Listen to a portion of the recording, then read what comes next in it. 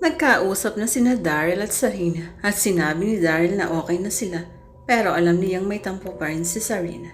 Hindi rin ako mapakali. Para nga akong napaparanoid dahil sa mga nangyayari. Ano ba namang buhay meron ako? Puros na lang ba katatakutan ang mangyayari sa buhay ko? Baka hindi ako umabot ng 50 ay tigok na ako dahil sa nervyos. Pinasasabi ni Sarina kay Daryl na magkikita kami ngayon sa history building kaya pupunta ako roon. Nasa likod pa naman ng history building at hindi matao roon dahil iyon lang ang building na medyo nalalayo sa ibang building department. Binuksan ko ang history room for 4th year. Pagdating ko pero wala naman si Sarina. Sabi pupunta ako rito tapos wala naman pala siya. Bulong ko. Bugsh! Napatalon ako nang biglang sumara ng malakas ang pinto. Napahawak ako sa dibdib dahil sa gulat. Wala namang hangin bakit ang lakas ng pagkakasara ng pinto. Lumapit ako sa pinto at pinihit ang seradora. Ayaw buksan. Pinilit kong buksan ngunit ayaw. Kablag! Ay! Sigaw ko. Nilingon ko ang corner kung saan nakalagay ang mga project namin sa miniature sa paggodas na model ng Taipei 101 ng Taiwan. Nahulog ang isa sa mga miniature. Minundol ng kaba ang dibdib ko. Pinihit ko uli ang seradora ng pinto ngunit hindi ko mabuksan. Tulong! May tao ba riyan? Malakas na sigaw ko. Pumunta ako sa bintana at sinilip kung may tao sa labas, ngunit wala akong makita kahit isa. Bakit kaya walang nagawa kahit isa man lang na estudyante rito? Binalikan ko ang pinto at kinalampag. Buksan niyo na ang pinto, please. Hindi ako nakikipagbiroon sa inyo. Kablag! Kablag! Napasiksik ako sa pinto nang makita kong nagsihulugan ng mga nakapatong na miniatures sa ibabaw ng shelf. Huwag niyo po akong takutin, please. Tigilan niyo na ako. Sigaw ko na hindi ko alam kung sino ang nakaririnig sa akin. Pilit ko pa rin binubuksan ang pinto, pero ayaw talaga. Napadaos-dos ako ng upo sa sahig. Maiiyak na ako sa inis at sa takot.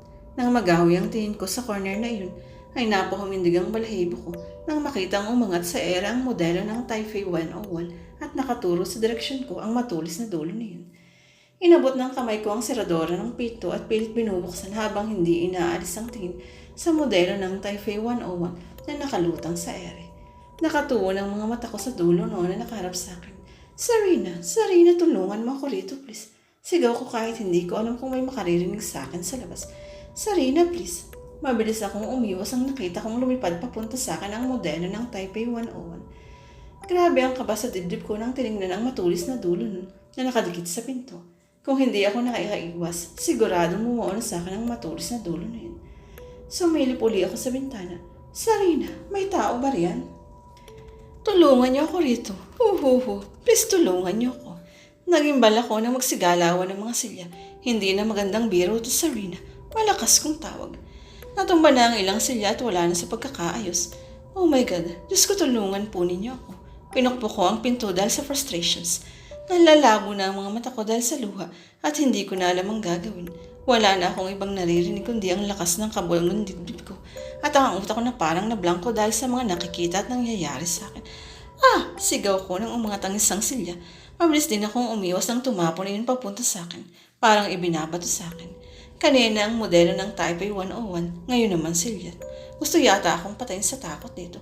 Buksan niyo na ang pinto, please. Nagmamakaawa ako sa kanyo. Tigilan niyo to. Ayoko na. Hindi ko na alam kung saan ako pupunta dahil nakakulong ako rito. Hindi ko na alam kung saan ako magtatago. Pinahid ko ang mga luha sa mata ko. Naging alerto rin ako sa paligid ko dahil baka hindi ko alam may tatama na sa akin. Natatakot na ako. Nakakatakot na. Bakit ba ito nangyayari sa akin? May nagambala ba ako rito pagpasok ko? Wala naman akong sinira. Hindi naman ako nag-ingi pero bakit ganito? Hindi ko napigilan ng malakas na sigaw. Nang umangat na naman ang isang silya at malakas na tumapon malapit sa akin. Sumilip ako sa bintana at nag-umpisa namang mag-iiyak. Pinagkasya ko ang braso sa jalos at kumuhay sa labas. Baka sakaling may makakita sa akin dito mula sa kabilang building. Kahit masakit ang kamay ko, pinilit ko palang ilabas ang braso ko. Ngunit hindi ko napaghanda ng sumunod na pangyayari. Napaigik ako ng matamaan ng silya sa tagiliran ko at ang kabilang braso ko. Napaiyak ako lalo dahil sa sakit. Totoo ba itong lahat ng nangyayari nito? Sana magising na ako kung isa lang panaginip. Ipinasok ang braso ko sa nakalabas na jalousie. Bumalik ako sa pinto at sinubukang buksan uli iyon. Kahit nararamdaman ko ang sakit ng pagkakatama sa akin ng silya, hindi ako pwedeng sumuko. Nilakasan ko ang loob ko. Tulong! Sigaw ko. Sumandal ako sa pinto nang biglang bumukas iyon. Maaga pa akong naalalayan ni Chucks at Sarina. Amaya, anong nangyari sa'yo? Nakaramdam ako ng tuwa nang makita sina Chucks at Sarina. Dumating kayo, sabi ko na naiiyak. Anong nangyari? Ang pag-aalalang tanong ni Sarina. Tinuro ko ang loob ng silid sa kanila habang pinigit ko ang mga mata dahil para akong nanghihina. Anong tinuturo mo, Amaya? Napamulat ako sa tanong ni Chucks. Hindi ba nila nakita ang magulo ang... Nanlaki ang mga mata ko nang makitang maayos lahat sa loob ng silid, kanina lang ay napakagulo. Tingnan ko ang shelf kung saan nakalagay ang mga miniatures na modena ng Taipei 101 at nagimbal ako nang makitang nandoon ang mga ito at maayos na nakalagay. Walang bahid ng pagkasira ang mga silya at wala man lang kahit anong kalat. Kanina lang ay, ano bang nangyayari sa'yo? Bakit ka umiyak at saan mo nakuha ang pasamong ito? Tanong ni Chucks na hawak ko ng braso. Parang gusto kong mawala ng ulrat. Hindi ko na alam ang iisipin. Kanina napuno ako ng takot at hanggang ngayon ay puno pa rin dahil sa nangyari. Hindi ko alam kung paano ko ipaliliwanag sa kanila ang nangyari. Biglang nanghina ang tuhod ko at nagdilim ang paningin at ang huli kong narinig ay ang pagsigaw ni Chucks at Sarina sa pangalan ko. Bigla akong napamulat ng may maamoy na malamig na nanonood sa ilong ko. Nakita ko nakatunghay sa akin si Chucks at Sarina na. Anong nangyari? Tanong ko sa dalawa. You passed out. Ano bang nangyari sa'yo kanina? Nanlalamig ka pa rin at namumutla. Wala. Tanong ni Chucks na ayaw maniwala sa sagot ko. Nang makita ka namin kanina, takot na takot ka. Tell me the truth. What happened in that room? Umiling ako. Natakot lang ako dahil nalak ako sa loob. Iyon lang. Walang nangyari. Are you sure? Oo, wala talaga. Sagot ko. Ayaw ko namang mag-alala sila sa akin. Mas mabuting huwag ka na lang sabihin sa kanila para hindi na rin sila matakot. Tinulungan ako ni Chucks na makaupo. Ginala ko ang paningin sa paligid. Nandito pala kami sa loob ng clinic ng school. Mabuti na bang pakiramdam mo? Tanong ni Sarina. Oo. Akala ko ba pinatawag mo ako sa history room? Takang tanong ko sa kanya. Pinatawag? Bakit naman kita ipatatawag doon? Napakunot na ako. Hindi mo ako pinatawag kay Daryl. Sinabi niya sa akin na nagkausap na kayo at sinabi mong nakita tayo sa history room roon. Sandali. Hindi pa kami nagkakausap ni Daryl ha. Isa pa hindi ko sinabi sa kanya yun. Sinisiraan niya ata ako ng lalaking yun eh. Kalit yata talaga sa akin yun. Biglang sumakit ang ulo ko. Pinaglalaroan ba ako ni Daryl? Bakit naman yung sinabi sa akin yun? Bakit niya ako pinapunta sa history room? Sinabi lang niya ba yun para takutin ako? Siya kaya ang may kagawa ng pananakot sa akin kanina. Pero paano nangyaring lumutang sa ere ang mga gamit dun sa room? Lalong sumakit ang ulo ko sa kaiisip sa mga nangyari. Mabuti pa tanungin natin si Daryl, sabi ni Chucks. Tumango kaming dalawa ni Sarina. Inayos ko na ang sarili ko at inaya ang dalawa na lumabas ng clinic. Paglabas namin ay humahangos na tumatakbo si Daryl at buhat si Catherine.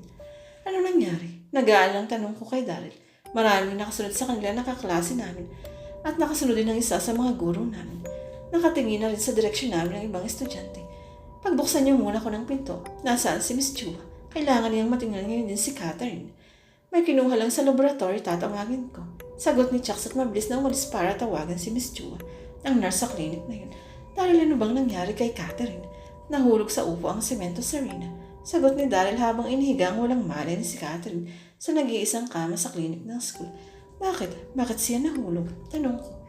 Nasa mataas na bahagi ng lupa ang tinutukoy ni Daryl na upo ang semento at kapag may nahulog doon ay dalawang dipa at batuhan ang babagsakin.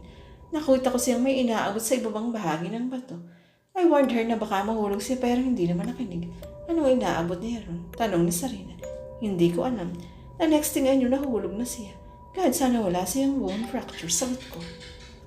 Tingnan ko si Catherine na walang malay, tao na nakahiga sa kama at may sugat sa braso. Hindi namin siya ginandol na hindi namin alam ang gagawin. Paamuyin kaya natin siya ng pinamuy niya sa akin kanina, Sarina. Suggestion ko sa kanila. Hintayin kaya muna natin si Miss Chua. Pinaamoy ka namin kanina ng white flower oil dahil sinabi ni Miss Chua. Nandito na kami. Biglang bumukas ang pinto ng clinic at pumasok si Chucks at Miss Chua.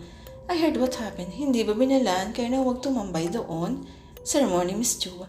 You know, Miss, kung ano ang bawal yun pa ang masarap. Cut it out, Darl. This is not a joke. Tingnan niyo at nadisgrasya pa ang kaklase niyo. Sorry po. Hinging pa umanhin ni Darl. Chinak ni Miss Chua si Catherine at pagkatapos nun ay pinunasan ang braso nitong may mga alikabok. Tumulong na rin kami sa paglilinis sa sugat ni Catherine na marahil ay tumama sa bato. Umungol si Catherine kaya napatingin kaming lahat sa kanya. Catherine, tawag ko. Kunot na kunot ang noo nito at akmang iaangat ng kamay pero biglang umaray. Catherine, anong masakit sa'yo? Tanong ni Miss Chua. Ang braso ko po. Lalagyan muna natin ng kasi ang kaliwang braso mo. Pakiramdaman mo ang sarili mo, baka may masakit pa. Huwag mong forsahing igalaw ang katawan mo dahil baka may bali ka pa. Parang wala naman pong masakit na sa akin maliban sa braso ko at sa balakang ko. Baka tumama sa batuhan ang balakang mo nang bumagsak ka. Bakit ka nga ba nahulog doon? Hindi ko po alam eh. Nahulog po kasi ang bulaklak ng bougainvillea na hawak ko kaya inabot ko. Sumabit sa bitak ng semento. Para po kasing may person na nagtulak sa akin. Kaya ang sumunod na nalaman ko ay nahulog na ako. Parang ang bilis ng pangyayari eh. Dapat nag-iingat kayo. Umiiwat kayo sa mga areas dito sa school, lalo na roon sa tinatambayan nyo. Kung may masamang mangyari sa inyo, masisisi pa ka ang school at administrator dahil sa kapabayaan nyo. Nasa section 1 kayo. Kayo dapat ang magiging modelo ng school, lalo na sa pagpapatupad ng batas na rito. Opo, sabay-sabay namin sagot kay Miss Chua. Pasensya na't pinag-alala ko kayo, sabi ni Catherine habang nilalagyan ni Miss Chua ng kas ang braso niya. Wala yun basta maayos na ang lagay mo, ani Sarina. Ano ba ang nangyayari sa inyo? Kanina si Amaya ang dinarito na walang mali tapos ngayon ikaw naman. Ano ba ang pinagagagawa niyo guys? Takang napatingin sa akin si Catherine. Bakit? Nalakasi ako kanina sa history room natin kaya natakot ako. Dala ng takot siguro kaya ako nahimatay. Bakit ka nalak doon? Tanong niya. Speaking, dahil sinabi mo raw kay Amaya na magkikita kami roon sa history room. Tanong ni Sarina. Bakit hindi mo ba sinabi yun sa akin? Di ba nga sinundan kita sa science building para makapag-usap tayo? At makahingi ako ng paumin sa pagsigaw ko sa iyo kanina. Science building? Hindi naman ako nagpunta roon Saka di pa kita pinatatawad no? Doon kita nakita nagpunta. Hoy Sarina, huwag mo akong pinaglololok ha. Alam kong galit ka pero huwag mong sabihin nagsisinungaling ka. Hoy ka rin, ngayon pa lang kita nakausap. Kaya malamang na hindi ako yung nakausap mo. Sino naman yun kung ganun? Doppelganger mo, pwede ba tigilan mo ako? Pero, anong doppelganger ang pinag-uusapan nyo? Tanong ni Miss Chua. Ito kasing si Sarina, miss, nagpapaniwala sa doppelganger. Akit bahay gang at salisigang, maniniwala pa kung meron. Pero yung doppelganger, bakit nagkaroon kayo ng ideya na doppelganger yan? May nangyari ba? Kinuwento ni Sarina ang nangyaring pagkakita ko ng mukha ni Catherine sa rubber tree at ang pagkakita ni Catherine sa sariling reflection. Namamalikmata lang kayo guys. Huwag nyo na lang takutin ang sarili nyo. Mapaparanoid lang kayo. Si Sarina, tama ako diba? Sagot ni Daryl. Kung nagsasabi ng totoo si Sarina na hindi pa kayo nagkakausap, sino ang nakausap mo? Singit ni Chucks. So, galit lang yung si Sarina sa akin. Bakit ko naman papupuntahin si Amaya roon at ilalak? Teka, bakit ka man nalak doon, Amaya? Hindi ko alam, sagot ko. Naku, magsipag-aaral lang kayong mabuti at hindi kung ano nang pinagkakabalan nyo. Catherine, kapag sumakit ang braso mo, uminom ka ng pain reliever, ha? Opo, sagot ni Catherine at bumaba na sa kama. Inalalayan si Yani na Chucks at Daryl sa pagtayo at paglalakad. Salamat, miss. Sabay namin sabi kay Catherine. Sige, mag-iingat kayo. Pahabol ni Miss Chua. Opo, sabay uli namin sagot. Ano ba yan, Amaya at Catherine? Sabay pa kayo nag-clinic ngayong araw. Bulalas ni Bidjar. Bakit gusto mo ikaw rin? Tanong ni Daryl. Inirapan siya ni Marge at ibinalik ang tingin sa naguguluhan ang isip ko sa nangyari. Parang gusto kong matulog na lang para wala na akong ibang maisip. Parang sasabog ang utak ko kung paano ko bibigyan ng paliwanag ang mga nangyari. Ano nga ba ang nangyari? Hindi ko maintindihan. Gusto kong makahanap ng sagot. Gusto kong malaman kung bakit nangyari ito. Please, naaalala niyo ba ang napagkasunduan natin? Tanong ko sa kanila. Anong napagkasunduan? Tanong ni Marge. Yung alamin natin ang tungkol kay Karen, I think kailangan natin alamin ang kababalagan sa nakabalot dito sa school. Yes, naaalala ko. Bakit itutuloy ba talaga natin yun? Tumango ako kay Marge. Ang totoo niyan, may nangyari talaga sa akin, hindi ka paniwala kanina sa room. Kung sabihin pang pinagtripan ako yun na Daryl at Sarina, hindi pa rin kapanipaniwala ang nangyari kanina. Ano ba talaga ang nangyari, Amaya? Tanong ni Chucks.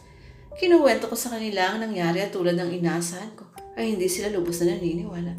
Amaya, baka nag-hallucinate ka lang, sabi ni Daryl. No, hindi lang basta hallucination yun.